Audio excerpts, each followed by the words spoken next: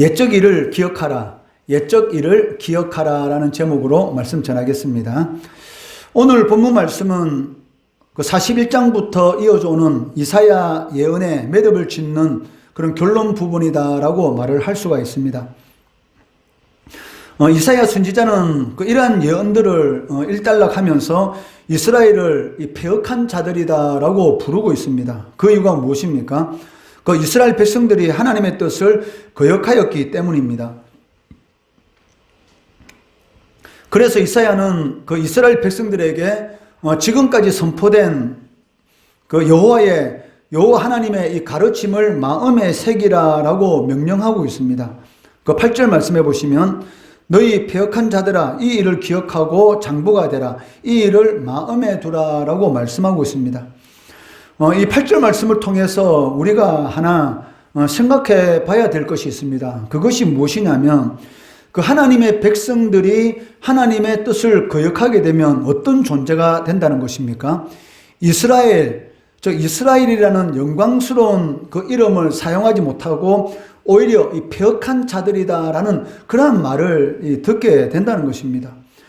예수 그리스도의 피로 말미암아 구원받은 이 하나님의 백성들을 뭐라고 부릅니까? 성도, 거룩한 무리, 즉 세상과는 구별된 그런 사람들이다라고 이렇게 부릅니다. 이렇게 성도라는 이런 귀한 이름으로 불려야 되는데도 불구하고 성도가 하나님의 말씀대로 살지 않는다면 그 성도라는 이름 대신에 이 패역한 자들이다라는 그러한 말을 들을 수가 있다는 것이죠. 오늘날 이 교회에 대해서 믿지 않는 사람들이 좋지 않게 생각하는 그런 이 경향들이 있지 않습니까? 그 이유가 무엇입니까? 바로 교회가 교회답지 못하기 때문에, 성도가 성도답지 못하기 때문에, 예수를 믿는다고 하면서도 전혀 세상 사람들과 구별된 그런 모습을 보이지 않기 때문에 교회가 이 세상의 빛과 소금의 역할을 전혀 하지 못하고 오히려 세상으로부터 조롱을 당하는 그런 일들이 일어나는 것을 볼 수가 있다는 것이죠. 그 이스라엘도 마찬가지였습니다. 이사야 선지자가 이스라엘 백성들에 대해서 이스라엘이라는 그 이름을 사용하지 않고 너희 패역한 자들아라고 부르는 그 이유는 하나님의 백성인데도 불구하고 하나님의 백성으로서의 삶을 살아가지 못하기 때문에 이스라엘이 바로 이 패역한 자들이 되었다라는 것을 알 수가 있습니다. 그래서 이사야 선지자는 그 이스라엘 백성들에게 뭐라고 말합니까? 과거를 기억하라라고 합니다. 9절 말씀해 보시면 너희는 옛적 일을 기억하라. 나는 하나님이라 나 외에 다른 이가 없느니라. 나는 하나님이라 나 같은 이가 없느니라 라고 말씀하고 있습니다. 이스라엘에게 있어서 옛적 일이라는 이스라엘의 역사를 담고 있는 그 율법을 의미하고 있습니다. 그리고 이 율법에는 과거에 하나님께서 이스라엘 백성들을 위해서 어떤 일을 행하셨는가에 대한 그런 역사적인 기록과 그리고 이스라엘 백성들이 어떠한 모습으로 살아가야 되는가라는 그런 내용들이 다 기록이 되어 있습니다. 이처럼 하나님께서 이스라엘 백성들을 위해서 하신 그런 일들, 이런 일들을 기억해야 하는 그 이유가 무엇이겠습니까? 그것은 그 하나님의 백성들이 이 불신앙에 빠졌을 때 또 하나님이 마치 존재하지 않는 것처럼 그런 생각이 들 때에 가장 좋은 그 해결 방법이 무엇이냐면 바로 율법에 기록된 그 하나님께서 하나님의 백성들을 위해서 하신 그런 일들을 되새기는 것이다라고 할 수가 있다는 것이죠. 우리도 마찬가지지 않습니까? 우리가 신앙생활할 때 이 체험 신앙인 것이 참 중요합니다. 하나님이 살아 계시다는 것을 내가 체험했다.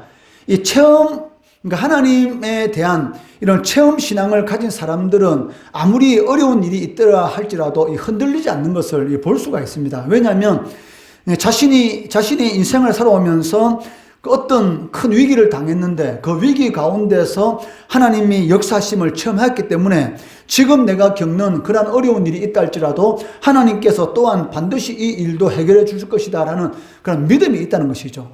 왜냐하면 이 경험을 해봤으면은 그 경험이 토대가 되어서 그 앞에 똑같은 그런 어려운 일이 일어난다 할지라도 그 일에 대해서는 이 두려움을 가지지 않는다는 것입니다. 우리가 이 자전거를 이 자전거를 배울 때 생각하면 우리가 알지 않습니까? 처음에 자전거 배울 때 몇 번 넘어집니다. 그리고 반복해서 계속 자전거를 타는 연습하다 보면 어느 정도 시간이 지나게 되면 이 자전거를 잘 타게 됩니다. 그리고 이 자전거를 타다가 한 10년 동안 자전거를 타지 않았어요. 그리고 10년 후에 그 자전거를 다시 타려고 할 때 그 사람이 자전거를 제일 처음 배운 사람처럼 그렇게 자전거를 탈까요? 아니면은 이전에 했던 거와 똑같은 그런 이 모습으로 자전거를 탈까요? 그것은 이전에 했던 그 모습 그대로 이런 자전거를 그대로 탑니다. 완전히 자전거를 타지 못했던 처음 배울 때처럼 자전거를 타면 엎어지고 넘어지는 것이 아니라 10년 동안 자전거를 타지 않았다 할지라도 10년 후에 자전거를 처음 탄다 할지라도 이전에 타는 것만큼 자전거를 탄다는 것이죠. 그 이유가 무엇입니까? 이 몸에 백이 있기 때문입니다. 그러니까 몸으로 이렇게 체험된 것은 그것은 없어지지 않는 것이죠. 그렇기 때문에 10년이 지난 후에 자전거를 타더라도 물론 처음에는 뭔가 좀 이 불편한 느낌이 있을지 모르겠지만 한 1, 2분도 안 돼서 10년 전에 타던 그 모습 그대로 회복되는 것을 볼 수가 있는데 그것이 무엇이냐면 그러니까 몸으로 경험되었던 것은 그 잊어버리지 않는 것을 우리가 알 수가 있습니다. 마찬가지죠. 그러니까 하나님에 대한 이 체험신앙도 마찬가지입니다. 하나님 앞에 어떤 문제를 가지고 열심히 기도했을 때 응답받았다. 그런 사람은 절대로 기도의 자리를 떠나지 않습니다. 왜? 기도하면 하나님께서 들어주신다라는 그런 체험이 있기 때문에 그렇다는 것입니다. 마찬가지로 하나님께서 하나님의 백성들이 이 불신앙에 빠졌을 때 그리고 하나님이 마치 없는 것처럼 느껴지고 우상이 마치 힘이 있는 것처럼 우상들이 자신을 도와주는 것처럼 느껴질 때에 가장 좋은 해결 방법이 무엇인가? 하나님께서 하나님의 백성들을 위해 하신 그런 모든 일이 기록된 이 하나님의 말씀을 기억하는 것, 되새기는 것이다라고 말을 하고 있다는 것이죠. 10절 말씀해 보시면 내가 시초부터 종말을 알리며 아직 이루지 아니한 일을 옛적부터 보이고 이르기를 나의 뜻이 있을 것이니 내가 나의 모든 기뻐하는 것을 이루리라 라고 말씀하고 있습니다. 이 말씀의 의미가 무엇입니까? 하나님의 백성들이 하나님께서 하신 일을 되새기다 보면 하나님이 말씀하신 것은 반드시 이루어진다라는 그런 확신을 가질 수 있기 때문입니다. 여러분들이 주일 낮예배, 오예배, 수요예배 그리고 새벽 기도를 통해서 말씀을 계속 듣다 보면 생기는 것이 무엇입니까? 믿음인 것이죠. 그러니까 하나님의 말씀은 반드시 이루어진다라는 하나님의 약속의 말씀에 대한 그런 확신이 생기는 것입니다. 믿음은 들음에서 나며 들으면 그리스도의 말씀으로 말미암음이니라라고 이렇게 말씀하고 있지 않습니까? 그러니까 하나님의 말씀을 듣고 읽다 보면 어느 순간인가 내 믿음이 강화되는 것이죠. 하나님께서 하신 말씀은 반드시 이루어진다라는 그런 확신이 생기는 것을 볼 수가 있다는 것입니다. 그렇기 때문에 내 신앙이 약해지고 하나님이 살아계시는 것처럼 느껴지지 않을 때 그때 하나님 말씀으로 들어가야 된다라고 할 수가 있습니다. 이사야는 하나님이 과거에 선포하셨던 그 말씀들이 모두 성취되었다라는 그런 이 사실에 근거해서 이스라엘 백성들에게 하나님의 말씀에 순종해라 그리고 하나님께 돌아오라라고 선포하고 있습니다. 이는 이 시대를 살아가는 우리들에게도 그대로 적용되는 것입니다. 이스라엘 백성들이 하나님이 존재하지 않는 것처럼 느껴졌을 때에 다시 율법으로 돌아가서 하나님의 역사를 되새기면 회복되는 것처럼 우리도 마찬가지죠. 우리의 삶 가운데 어려운 일이 있고 마치 하나님께서 나와 함께 하지 않는 것처럼 느껴질 때 어떻게 됩니까? 말씀과 기도의 자리로 나오는 것입니다. 그리하면 이스라엘 백성들에게 역사하신 그 하나님이 오늘날 우리들에게도 똑같이 역사하신다라고 성경은 말씀하고 있습니다. 히브리서 13장 8절 말씀해 보시면 예수 그리스도는 어제나 오늘이나 영원토록 동일하시니라. 즉 하나님은 영원토록 동일하십니다. 광야에서 이스라엘 백성들의 역사하신 그 하나님이 오늘 이 순간도 우리의 삶 가운데 간섭하셔서 똑같이 역사하신다라고 말씀하고 있습니다. 이처럼 영원토록 동일하신 그 하나님께서는 계획하신 일들을 반드시 성취하신다는 것입니다. 11절 말씀해 보시면 내가 동쪽에서 사나운 날 짐승을 부르며 먼 나라에서 나의 뜻을 이룰 사람을 부를 것이다. 내가 말하였은즉 반드시 이룰 것이요 계획하였은즉 반드시 시행하리라 라고 말씀하고 있습니다. 하나님께서 많은 선지자를 이스라엘 백성들에게 보내서 회개하고 돌이키도록 하였습니다. 그런데 하나님께서 오랜 시간 동안 기회를 주었는데도 불구하고 이스라엘 백성들이 하나님의 말씀에 불순종하게 되면 하나님께서는 이 바벨론이라는 도구를 사용해서 이스라엘 백성들을 징계하실 것입니다. 그렇지만 하나님께서 약속하신 이 70년이라는 세월이 지나게 나면 하나님께서 이 동쪽에서 사나운 날짐승과 같은 자를 불러서 이스라엘 백성들을 구원해낼 것이다 라고 말씀하고 있고, 그리고 반드시 이룰 것이다 라고 하나님께서 말씀하고 계시다는 것입니다. 이 말씀은 그 누구도 하나님의 약속의 말씀, 이 하나님의 계획을 좌절시킬 수는 없다는 것입니다. 그렇기 때문에 우리가 하나님의 말씀을 붙들어야 되는 것이죠. 하나님의 말씀은 반드시 이루어지기 때문에 그 말씀을 붙들고 살아가면 그 말씀을 거역할 자, 방해할 자는 아무도 없다는 것입니다.